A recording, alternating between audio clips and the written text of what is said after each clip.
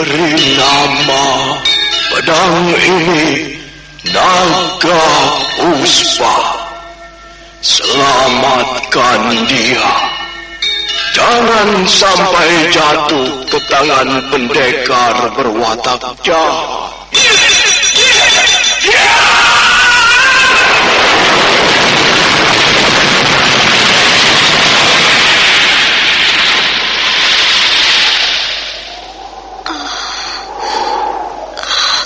Kakang Kamandanu, kau masih juga tidak percaya bahwa aku mencintaimu. Meisin, maafkan aku, Meisin. Meisin. Meisin!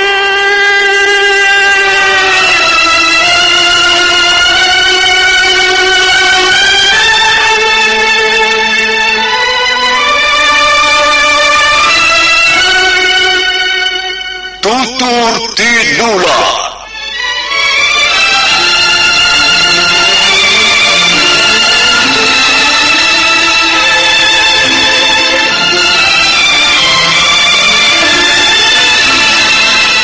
Sebuah sandiwara radio serial, produksi Sanggar Cerita dan Teater Sanggar Prativi. Sebuah kisah dengan latar belakang sejarah runtuhnya Singasari dan berdirinya Kerajaan Majapahit.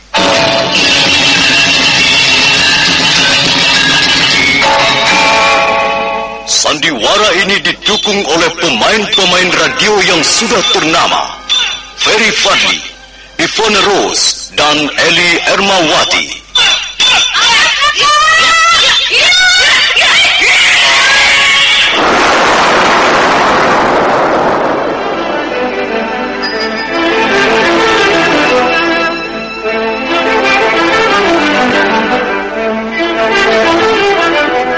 Naskah ditulis dan diolah oleh S. Tijab, hiasan musik dan sutradara C. Ispriyonoka.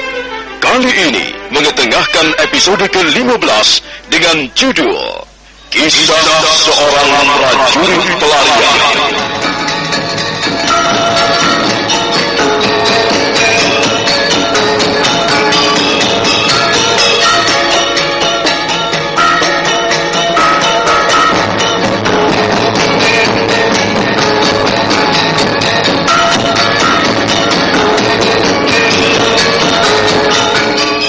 Dalam seri ke-423 ini didukung oleh para pemain Ivone Rose sebagai Sakawuni, Ferry Fadli sebagai Arya Kamandanu, Margaret sebagai Dewi Sambi, dan Asdi Suhastra pembawa cerita. Selamat menikmati.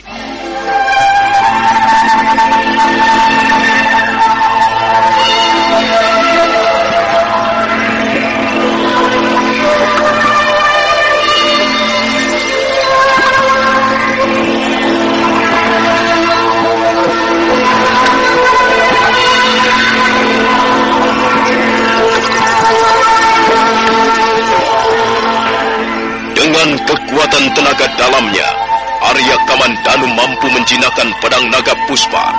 Setelah mengalami pertarungan dahsyat, akhirnya Arya Kamandanu keluar sebagai pemenangnya. Sakawuni yang melihat pertarungan itu ternganga keheranan, apalagi setelah terjadi keajaiban. Mendadak pamor pedang Naga Puspa yang semula berwarna kemerah-merahan, sedikit demi sedikit menjadi surut. Pamor yang semula sebesar obor, makin lama semakin kecil, dan nampaknya pamor itu akan padam. Tapi ternyata tidak. Pamor itu kemudian menjadi membesar kembali, tapi warnanya berubah. Tidak lagi berwarna kemerah-merahan, melainkan berganti warna biru.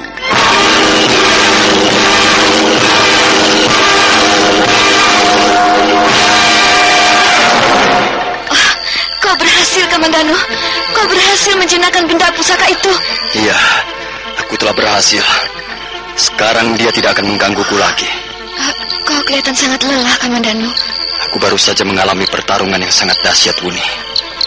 Kekuatan gaib yang berada di dalam tubuh pedang ini berontak sejadi-jadinya. Dia pun tidak ingin menyerah begitu saja. Tapi akhirnya aku dapat menundukkannya. Lihatlah, sekarang pamornya sudah berubah.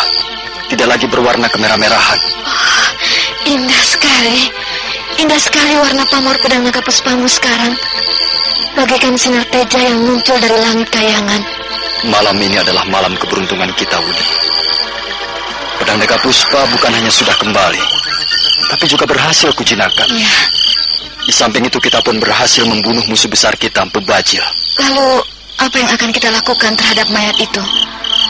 Kita harus kembali ke Majapahit dengan sebuah bukti. Jadi, kau akan menggotong mayat itu sampai ke Majapahit? Kukira tidak perlu. Kita cukup membawa kepalanya saja.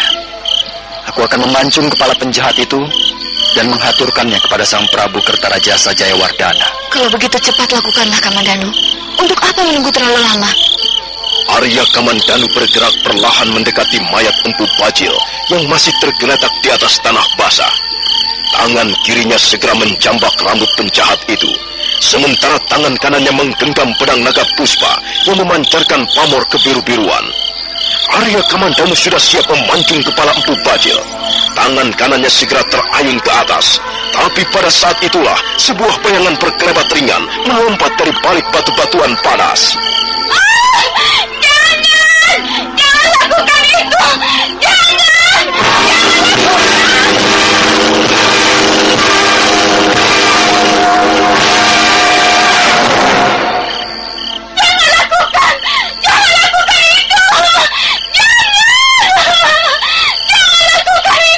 Kamandanu tidak mengacuhkan suara-suara itu.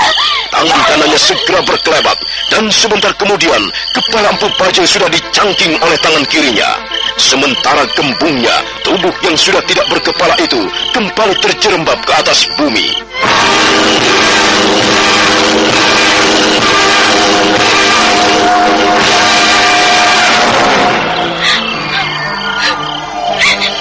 Kakang Bajil. Mengapa nasibmu harus sehina ini? Tidak kusangka. Sama sekali tidak kusangka, Kakang. Akhirnya kau harus binasa dengan cara sehina dan keji ini.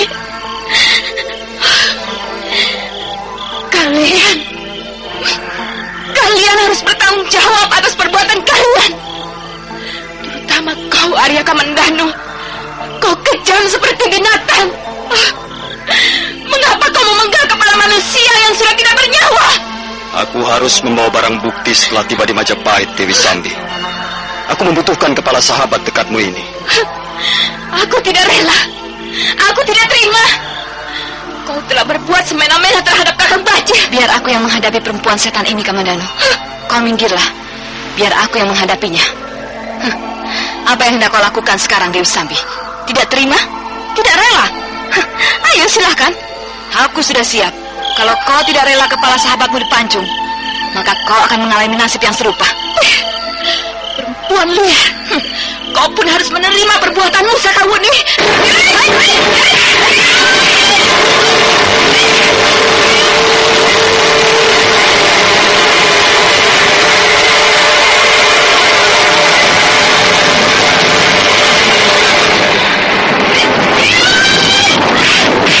Dewi Sambi terus memburu Sakawuni dengan gebrakan-gebrakan jurusnya yang berbahaya. Sakawuni terus menghindar ke kiri maupun ke kanan. Suatu ketika dia membuang tubuhnya ke udara dan hinggap di sebongkah batu. Pertarungan berlangsung dengan sangat sengit. Karena tidak sabar lagi, Sakawuni segera mengeluarkan jurus-jurus angin dengan seribunya. Dia membuang tubuhnya ke belakang, menutup kedua belah telinganya, dan sebentar kemudian dia sudah mendengarkan deru angin. Deru angin itu semakin lama semakin kencang. Sementara Dewi Sambi pun sudah siap dengan aji tabak misalnya. Ayo Dewi Sambi, tahanlah serangan-seranganku ini. Aku sudah siap, Sakawuni. Aku sudah siap. Sekalipun aku harus mati malam ini untuk menemani Kakang Bajil, aku sudah siap. Kau pun seorang penjahat. Kau pun harus dibinasakan.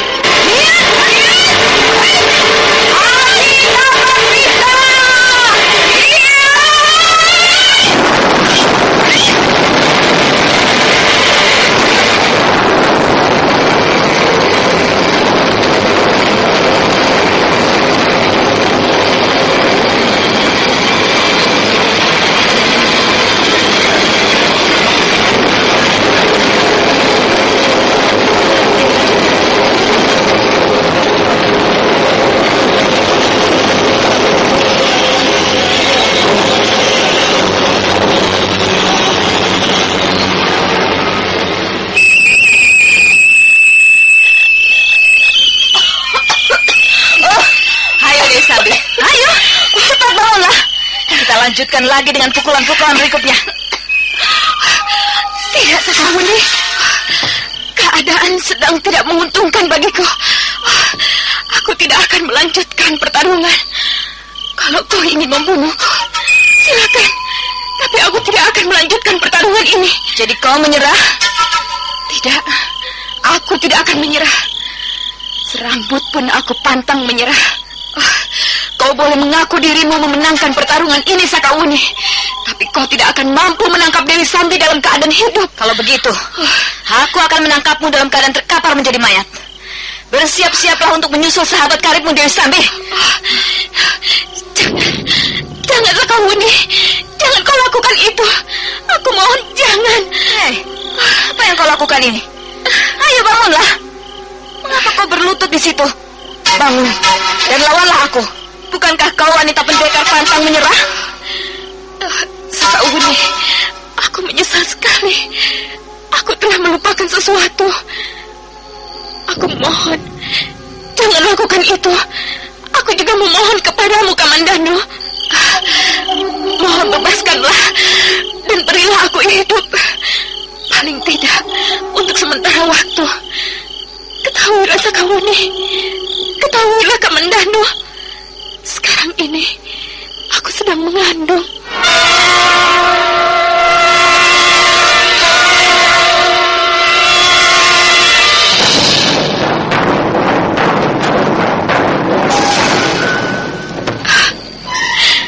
Aku mohon dengan sangat, Sakawuni. Dan kau juga, Kamandanu. Janganlah kau bunuh juga bayi dalam kandunganku ini. Bagiku sendiri tidak ada persoalan menghadapi kematian. Tapi bagaimana dengan bayi dalam kandunganku ini? Kalau begitu, sebaiknya kau menyerah. Dan kami akan membawamu ke Majapahit malam ini juga. Tidak, aku tidak mau. Aku tidak mau menjadi wanita tangkapan. Kalau kalian masih tetap ingin membawa ke Majapahit, biarkanlah aku mati. Biarkanlah aku mati bersama bayiku ini. Ayo, bunuhlah aku. Bunuhlah aku sekarang juga. Kau memang perempuan iblis. Kau memang harus dibinasakan. Kata-katamu tidak bisa dipegang. Omonganmu berputar-putar. Dan kau tidak menepati janji. Tunggu dulu. Apa benar sekarang ini kau sedang mengandung Dewi Sambi? Kau boleh percaya, boleh juga tidak. Tapi aku berkata yang sebenarnya.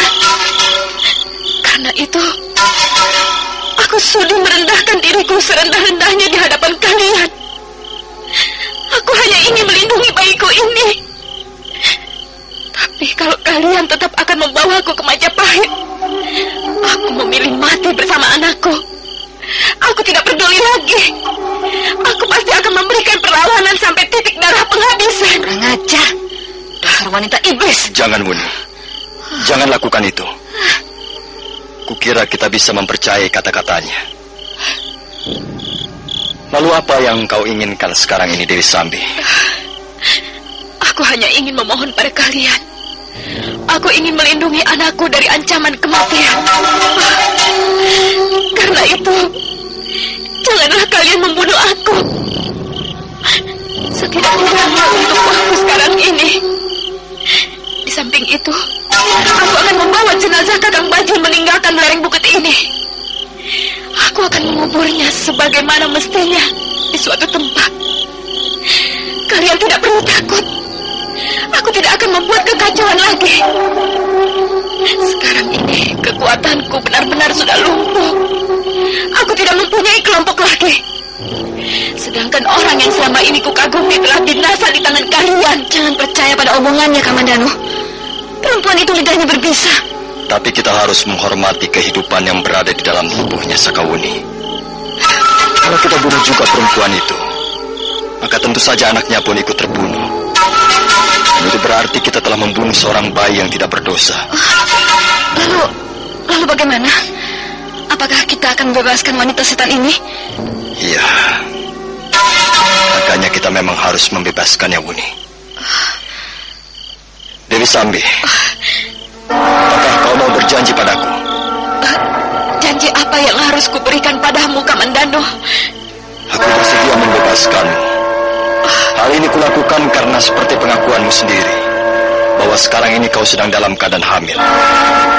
Kami tidak mungkin membunuh seorang wanita yang sedang hamil. Karena itu kami meluluskan permintaanmu. Kau akan kami bebaskan dengan syarat. Apa syaratnya, Kamandanu? Kau harus pergi sejauh-jauhnya dari Majapahit. Kau tidak boleh lagi menyusun kelompok untuk mengacau pemerintah Majapahit. Dan kau harus meninggalkan jejak-jejak masa lalumu yang hitam sebagai wanita pendekar yang beraliran jahat. Selanjutnya hiduplah seperti wanita biasa. Wanita yang menjunjung tinggi harkat kewanitaan. Peliharalah anakmu nanti dengan sebaik-baiknya.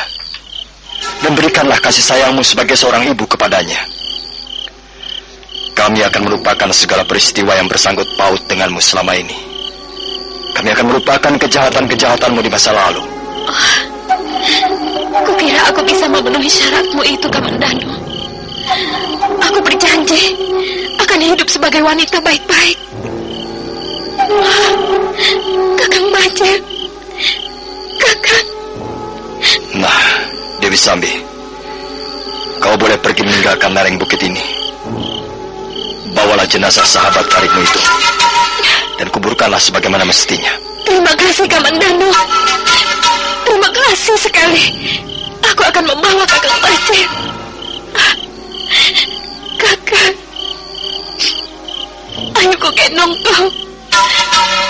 Kakang, kasihan sekali nasibmu. Kasihan.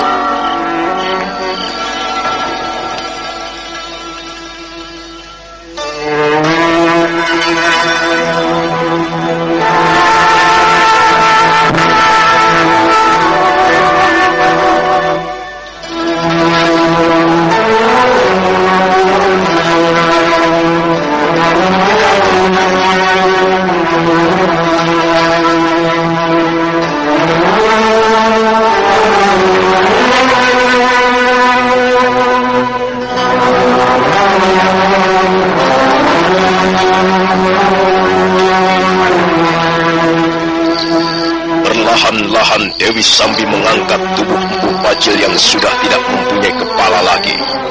Kemudian wanita pendekar itu menggotong sahabatnya menuruni lereng bukit. Sebentar kemudian mereka sudah lenyap di balik kegelapan malam. Apakah keputusan kita tidak keliru, Kamandanu? Maksudku, apakah dengan membiarkan Dewi Sambi bebas, hal itu tidak berbahaya? Sudahlah, Sekauni. Biarkan saja dia pergi. Aku tak ingin berbuat dosa lebih banyak lagi dengan membunuh seorang wanita yang sedang hamil. Kalau begitu baiklah. Apa yang kita tunggu sekarang? Mengapa kita tidak segera kembali ke Majapahit dan melaporkan peristiwa ini kepada Gusti Prabu? Iya, tahulah. Kepala penjahat besar ini bisa kita bawa sebagai barang bukti. Ayo, Sekauni. Kita berangkat ke Majapahit. Arya Kamandanu segera melangkah diikuti Sakauni. Mereka pun menuruni lereng bukit pendem yang banyak terdapat bongkahan-bongkahan batu padas. Di tengah jalan, Arya Kamandanu memetik beberapa daun talas hutan yang lebar, kemudian membungkus kepala Empu Bajil. Mereka segera mendapatkan kuda-kuda mereka yang ditambatkan di bawah pohon di kaki bukit. Aku sudah siap, Kamandanu. Kalau begitu marilah kita berangkat.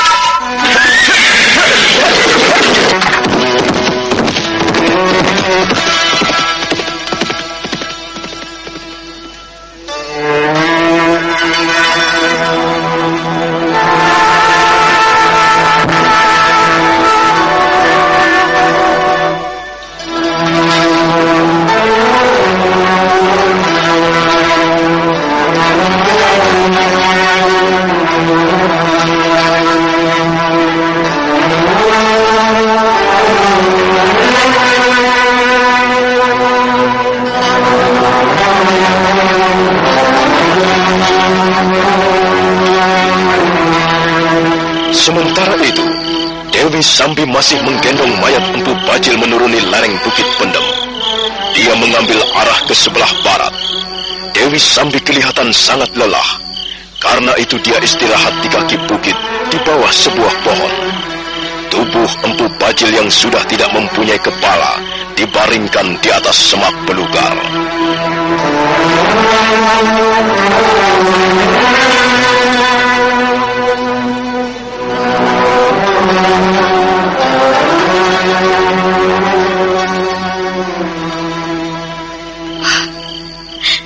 Akhirnya harus seperti ini.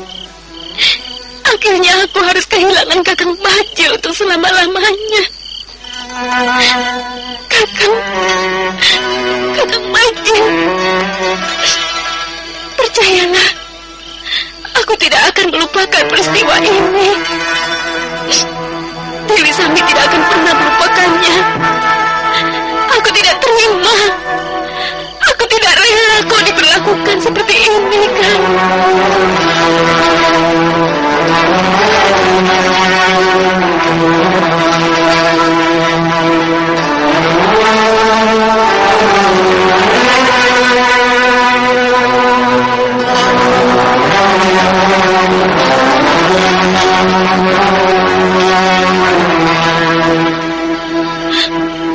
Tenanglah, Kakang.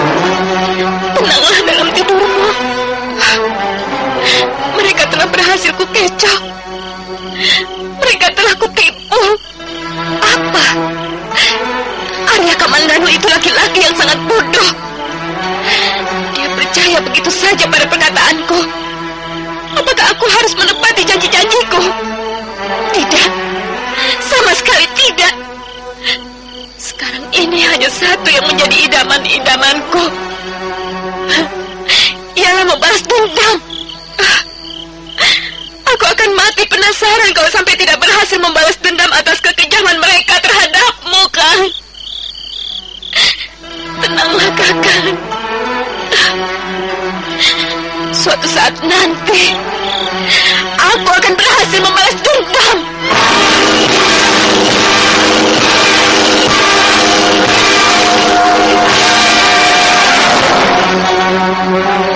Mata Dewi Sambi berapi-api, mengeluarkan cahaya mengerikan ketika ia mengucapkan kata-kata yang mempunyai nafas dendam.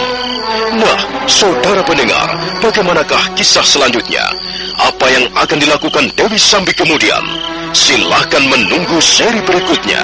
Sampai jumpa.